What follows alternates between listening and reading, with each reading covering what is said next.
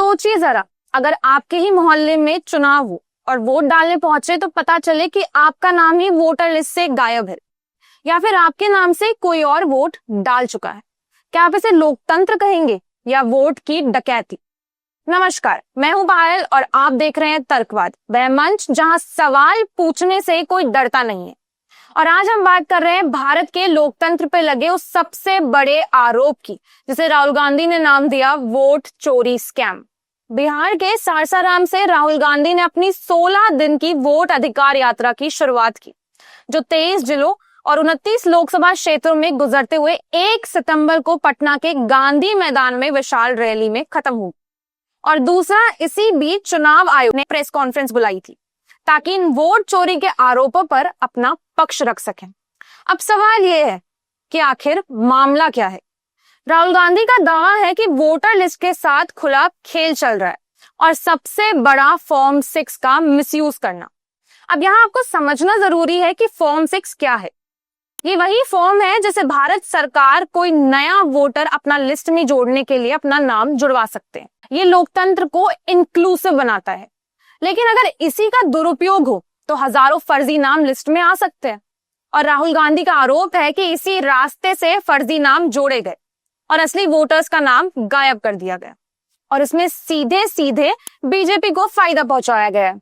कर्नाटक की कई विधानसभा सीटों पर ये गड़बड़ियां सामने आई है और कांग्रेस का कहना है कि ये सिर्फ बेंगलुरु तक सीमित नहीं है, बल्कि पूरे देश में हो रहा है। राहुल गांधी ने कहा था कि इलेक्शन कमीशन जानता है कि ये डेटा फटेगा, लेकिन इसे दबाने की कोशिश की जा रही है।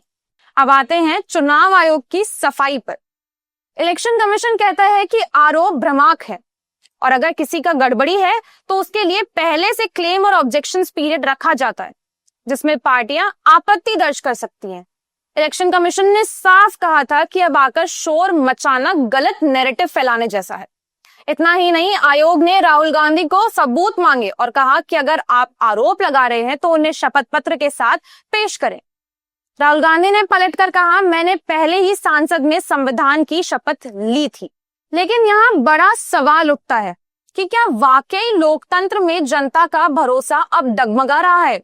आम आदमी का गुस्सा साफ दिख रहा है। मोहल्लों में चर्चा है कि महंगाई, बेरोजगारी और टैक्स का बोझ तो छोड़िए, अब अगर वोट डालने पर भी भरोसा टूट जाए तो जनता कहां जाएगी? कई लोगों के नाम लिस्ट से गायब निकलना, तो कहीं पूरे मोहल्लों के फर्जी वोट जुड़ जाना, ये सब चुनाव आयोग की क्रेडिबिलिटी पर सवाल खड़ा करता है। बीजेपी का पक्ष भी दिलचस्प है। वो कह रही है कि राहुल गांधी और विपक्ष चुनाव हारने के डर से ये वोट चोरी स्कैम का हल्ला कर रहे हैं। उन्होंने तो यहां तक कि कह दिया कि कांग्रेस का इतिहास खुद गड़बड़ चुनावों से भरा हुआ है।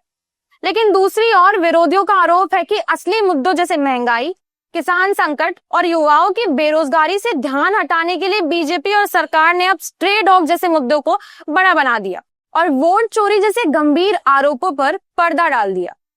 सच यही है कि समय दोनों पक्ष अपने अपने नैरेटिव जनता के सामने रख रहे हैं। राहुल गांधी से लोकतंत्र बचाने की लड़ाई बता रहे हैं, जबकि इलेक्शन कमीशन और बीजेपी से बेबुनियाद प्रचार कह रही है। लेकिन बीच में पिस कौन रहा है? भारतीय मतदाता। क्योंकि अगर वोट ही सुरक्षित नहीं तो लोकतंत्र की पूरी इमारत ही खोखली है। इसी के साथ हम विदा लेते हैं। धन्यवाद।